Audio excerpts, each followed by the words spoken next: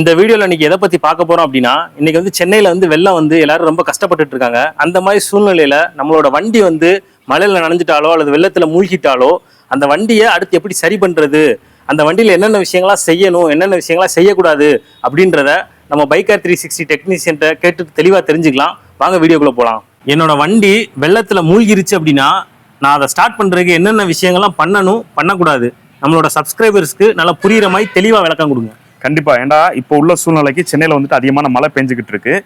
அவங்களுக்கு ஒரு டிப்ஸ் கொடுக்கக்கூடிய வகையில இந்த வீடியோவை நம்ம ரெடி பண்றோம். இப்போ நீங்க கேட்ட மாதிரி இப்போ நம்மளோட வண்டி தண்ணியில மூழ்கிருச்சு. இப்போ வண்டியை மறுபடியும் ஸ்டார்ட் பண்ணி நார்மலா ஓட்டணும் அப்படின்னா என்னென்ன விஷயங்கள் எல்லாம் பண்ணணும் அப்படின்னா, அதாவது வண்டி ஸ்டார்ட் ஆகிறதுக்கு ரெண்டு விஷயம் முக்கியம். முதல் விஷயம் மெக்கானிக்கல் காம்பனன்ட்ஸ், ரெண்டாவது எலக்ட்ரிக்கல் அண்ட் எலக்ட்ரானிக்ஸ் காம்பனன்ட்ஸ். இப்போ இந்த மெக்கானிக்கல் காம்பனன்ட்னு பாத்தீங்கன்னா மெக்கானிக்கலோட ஃபர்ஸ்ட் பொருள் பாத்தீங்கன்னா நம்ம வண்டியை பொறுத்தளவுக்கு இன்ஜின் தான். இப்போ இன்ஜின்ல தண்ணி ஏறதுக்குண்டான பாசிபிலிட்டிஸ் என்னென்ன அப்படிங்கிறத நம்ம யோசிச்சு பார்க்கணும். இன்ஜின்ங்கிறது ஒரு க்ளோஸ்டு மெட்டீரியலா தான் இருக்கும். அப்பனா இந்த இன்ஜினுக்குள்ள தண்ணி எந்த வழியா போகும் அப்படின்னா, இன்ஜினோட அவுட்லெட் சைலன்சர்ல கனெக்ட் பண்ணிருப்பாங்க. அதாவது இன்ஜின்ல எரியக்கூடிய புகை சைலன்சர் வழியா தான் வெளியே போகும். அப்பனா ஒருவேளை சைலன்சருக்குள்ள தண்ணி போயிருச்சு அப்படின்னா அது டைரக்டா என்ன பண்ணும், இன்ஜினோட ஹெட் வரைக்கும் அவுட்லெட் வால் வரைக்கும் போகும். அதுக்கு அடுத்தபடியா ரெண்டாவது விஷயம் என்ன அப்படின்னா, இன்ஜினோட இன்லெட், அதாவது கார்பரேட்டர் வண்டியா இருக்கட்டும் அல்லது BS6 வரக்கூடிய இன்ஜெக்டர் வண்டியா கூட இருக்கட்டும், எதுவா இருந்தாலும் இன்ஜினோட இன்லெட்டுக்கு கார்பரேட்டர் மூலியமா அல்லது இன்ஜெக்டர் மூலியமா ஏர் ஃபில்டர் பாக்ஸ் கனெக்ஷன்ல இருக்கும்.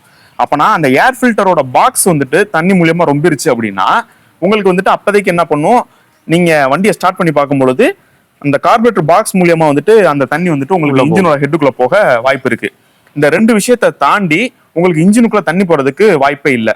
இப்ப நம்ம முன்ன சொன்ன மாதிரி இந்த மெக்கானிக்கல் ஒர்க் நடக்கக்கூடிய அந்த மெட்டீரியலை நம்ம கவனிச்சு பார்க்கணும். உங்களுக்கு இன்னும் தெளிவா புரியுற மாதிரியே சொல்லிடுறேன். வாங்க இப்ப நான் வண்டியை காமிச்சு உங்களுக்கு விளக்கம் சொல்றேன். இப்போ பாத்துக்கிட்டீங்கன்னா வண்டி எந்த அளவுக்கு தண்ணியில முங்கிருக்கு அப்படிங்கிறத பொறுத்து தான் நம்ம வண்டியில ஏற்படக்கூடிய பிரச்சனைங்கிறது இருக்கு. அதனால வண்டி லைட்டா தண்ணியில நனைஞ்சிட்டாலே வண்டிக்கு எதுவும் ஆயிருமோ அப்படிங்கிறத பத்தி பயப்பட தேவையில்ல. இப்ப நல்லா தெளிவா புரிஞ்சுக்கோங்க. உங்க வண்டியுடைய மெக்கானிக்கல் காம்போனன்ட் பாதிக்கப்பட்டிருக்கா அப்படிங்கிறதுக்குண்டான ஒரு சின்ன விஷயத்த தான் இப்ப நான் சொல்ல போறேன்.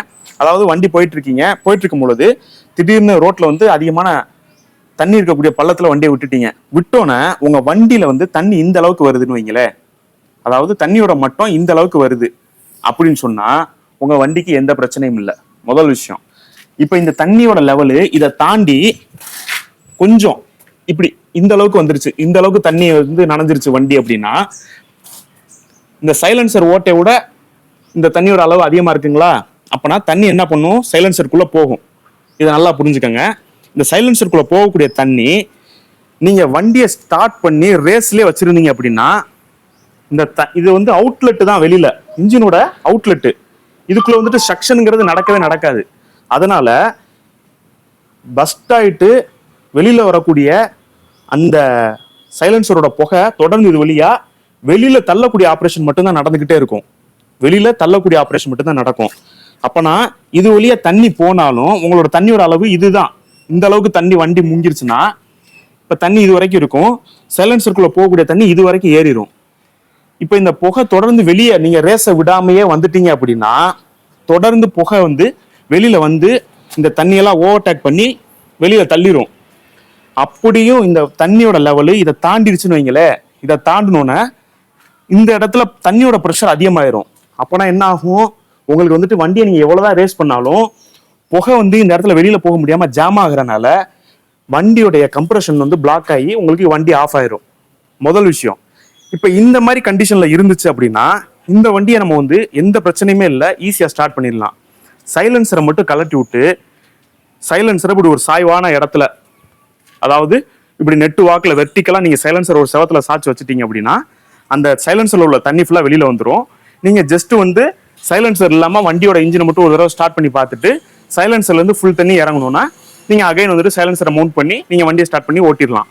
அதனால தண்ணியோட அளவு சைலன்சர் வரைக்கும் ரீச் ஆயிருக்கு அப்படின்னா இப்ப நம்ம சொன்ன விஷயத்த நீங்க ஃபாலோ பண்ணிக்கலாம். இப்போ அதையும் தாண்டி தண்ணியோட அளவு இன்ஜினோட ஹெட்டை வரைக்கும் தொடுது, இன்ஜினோட ஹெட்டை தொடுது, அதே மாதிரி ஏர் ஃபில்டர் பாக்ஸ் வரைக்கும் தொட்டுருச்சு, அதாவது பைக்ல உட்காந்துருக்கும்போது நம்ம இடுப்பு அளவுக்கு தண்ணி வந்துருச்சு அப்படின்னா இப்போதைக்கு கொஞ்சம் கம்ப்ளைண்ட் அதிகரிக்கும். என்ன அப்படின்னா இந்த இன்ஜினோட பிளக் இருக்கு பாத்தீங்களா, அந்த பிளக் மாற்ற ஓட்ட ஃபுல்லாவே அது ஒரு நல்ல ஒரு ரிசர்வாயர் மாதிரி தான் இருக்கும். அதுக்குள்ள போயிட்டு தண்ணி அழகா உள்ளுக்குள்ள போய் உட்காரக்கூடிய சூழ்நிலை தான் இருக்கும். அதனால இந்த பிளக்குக்குள்ள தண்ணி போயிடும்.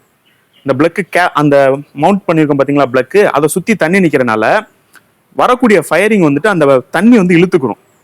அதனால உங்களுக்கு வண்டி டக்குன்னு ஆஃப் ஆயிரும். இப்போ இடுப்பு அளவுக்கு தண்ணி போச்சு அப்படின்னா இந்த விஷயத்த நீங்க செக் பண்ணணும். இந்த பிளக்கு போடுற இடத்துக்குள்ள தண்ணி இருக்கா, பிளக்கோட கேப்புக்குள்ள தண்ணி இருக்கா. அப்படி இருந்துச்சு அப்படின்னா கரண்ட் ஃபுல்லாவே பிரிஞ்சு இன்ஜினுக்கு வந்துட்டு கரண்ட்டை பாஸ் பண்ணாது.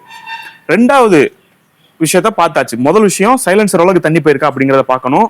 அடுத்து பிளக்கு கேப்பு இதுக்குள்ள தண்ணி போயிருக்கா அப்படிங்கிறத செக் பண்ணணும். இடுப்பு வரைக்கும் நனைஞ்சிருச்சு அப்படின்னா அடுத்தபடியா ஏர் ஃபில்டர் இருக்கு பாத்தீங்களா, அதுல வந்துட்டு தாராளமா தண்ணி உள்ளுக்குள்ள போயிடும். இப்ப இது வந்துட்டு புல்லட்டுக்கு வந்துட்டு ஏர் ஃபில்டர் இந்த இடத்துல கொடுத்துருப்பாங்க. அப்பனா இந்த வண்டிக்கு கரெக்டா இந்த இடுப்பு அளவுக்கு வந்துட்டாலே இந்த ஏர் ஃபில்டர் பாக்ஸ் ஃபுல்லா தண்ணி ஆயிரும். இப்போ வந்துட்டு யூனிக்கான ஸ்ப்ளெண்டரு, ஹோண்டா கம்பெனி பைக்ஸ் இன்னும் இதுக்கு ஃபுல்லாவே சீட்டுக்கு கீழே வந்துட்டு ஏர் ஃபில்டர் கொடுத்துருப்பாங்க. நான் முடிஞ்ச அந்த வீடியோ உங்கள்கிட்ட காட்டுறேன். இப்போ இந்த சீட்டுக்கு கீழே ஏர் ஃபில்டர் கொடுத்துருக்கனால அந்த ஏர் ஃபில்டர் ஃபுல்லா தண்ணி ஆகி ஏர் ஃபில்டர் பாக்ஸ் ஃபுல்லா தண்ணி போய் அது வந்து இன்லெட் வால்வ் பெட்ரோல் வந்துட்டு சக்ஷன் பண்ணும் பொழுது தண்ணியோட சேர்ந்து உள்ளுக்குள்ள இன்ஜினுக்குள்ள தண்ணி போயிடும். அப்பனா அந்த மாதிரி சூழ்நிலையில ஒருவேளை நம்மளோட வண்டி இடுப்பு அளவுக்கு தண்ணி நின்றுச்சு அப்படின்னா நம்ம என்ன பண்ணணும்னா வண்டியை முதல்ல ஆஃப் பண்ணிடணும். எக்காரணத்தை கொண்டு வண்டியை ஸ்டார்ட் பண்ண ட்ரை கூட பண்ணக்கூடாது. நம்ம வண்டி ஸ்டார்ட் ஆகுமா ஆகாதா அப்படின்னு பயப்படவே தேவையில்ல, ட்ரை கூட பண்ணக்கூடாது. ஒருவேளை அப்படி ட்ரை பண்ணீங்கன்னா என்ன நடக்கும்னா இந்த கார்பரேட்டர் வழியா ஏற இழுத்து தான் வந்துட்டு இன்ஜின் ஃபங்க்ஷன் ஆகும். கார்பரேட்டர் வழியா ஏற இழுத்து தான், அது இன்ஜெக்டர் வண்டியா இருந்தாலும் சரி, ஏர் பாக்ஸ்ல இருந்து ஏற இழுக்கும், பெட்ரோல்ல இருந்து பெட்ரோல் இழுக்கும். இப்ப ஏர் ஃபில்டர் பாக்ஸ் ஃபுல்லா தண்ணியா இருந்துச்சுன்னா ஏருக்கு பதிலாக தண்ணி உள்ள போய் அந்த கம்ப்ரஷன் சேம்பருக்குள்ள என்ன நடக்கும்னா ஏரை வந்துட்டு கம்ப்ரஷன் பண்றதுக்கு பதிலாக தண்ணியை போய் கம்ப்ரஷன் பண்ண ஆரம்பிக்கும். தண்ணியை கம்ப்ரஷன் பண்ணும் பொழுது அந்த தண்ணி பிரிய இடம் இல்லாம அந்த பிஸ்டனோட ரிங்ஸு, அந்த ஹெட்டு, இன்லெட் வால்வு, அந்த கேமுக்குள்ள வர பியரிங்ஸு இது எல்லாத்தையுமே வந்துட்டு என்ன செஞ்சோம்னா போட்டு தள்ளிடும். நல்லா கவனிச்சுக்கோங்க. அதனால உங்களோட இடுப்பு அளவுக்கு தண்ணி வந்துருச்சு, வண்டி நனைஞ்சிருச்சு, வீட்டில் நிப்பாட்டி இருக்கும் பொழுது அல்லது உள்ளுக்குள்ள போகும் பொழுது வண்டி ஓட்டும் பொழுது அப்படின்னா இடுப்பு அளவுக்கு தண்ணி வந்துருச்சுன்னா அந்த வண்டி ஆஃப் பண்ணிடணும். இப்போ அந்த கம்ப்ளைண்ட்டை எப்படி சரி பண்ணலாம் அப்படின்னா அதுவும் ரொம்ப சிம்பிள் தான். நீங்க வண்டியோட இன்ஜினை ஸ்டார்ட் பண்ணாத வரைக்கும் மலையில முழுசா நனைஞ்ச வண்டியா இருந்தாலுமே நீங்க 500 ரூபாயில இருந்து 1000 ரூபாய்க்குள்ள வண்டி அசால்ட்டா ஸ்டார்ட் பண்ணிடலாம், பயப்படவே தேவையில்ல. இப்போ அந்த வண்டிக்கு என்ன பண்ணணும் அப்படின்னா ஜஸ்ட் இதே மாதிரி சைலன்சரை கலட்டி வச்சிடணும், வெர்டிகலா நிப்பாட்டி வச்சிடணும். பிளக்குக்குள்ள தண்ணி போயிருக்கா அப்படிங்கிறத பிளக்கு கேப் இதெல்லாம் வந்துட்டு செக் பண்ணி பார்க்கணும். அதுக்கு அடுத்தபடியா ஏர் ஃபில்டரை கலட்டி, அந்த ஏர் ஃபில்டர் கம்ப்ளீட்டா நனைஞ்சு போயிருக்கும், அந்த ஏர் ஃபில்டரை தூக்கி தூர போட்டு புது ஏர் ஃபில்டரை நல்ல அந்த பாக்ஸை ஃபுல்லா கிளியர் பண்ணி கார்பரேட்டருக்குள்ள எதுவும் தண்ணி எதுவும் போயிருக்கா அப்படிங்கிறதையும் பார்த்து அதையும் நல்லா கிளியர் பண்ணி தொடச்சிட்டு நல்லா காய வச்சுட்டு புது ஏர் ஃபில்டரை போட்டு நீங்க வண்டியை ஸ்டார்ட் பண்ணீங்கன்னா ஸ்டார்ட் ஆயிரும். இப்போ உங்களுக்கு வந்துட்டு மேக்ஸிமம் வந்து மெக்கானிக்கல் ரிலேட்டடா, அதாவது மழை பெஞ்சுன்னா மெக்கானிக்கல் ரிலேட்டடா என்னென்ன கம்ப்ளைண்ட் வரும் அப்படிங்கிறத பார்த்தாச்சு. அதுக்கு அடுத்தபடியா எலக்ட்ரிக்கல் அண்ட் எலக்ட்ரானிக்ஸ் செக்மெண்ட் இருக்கு.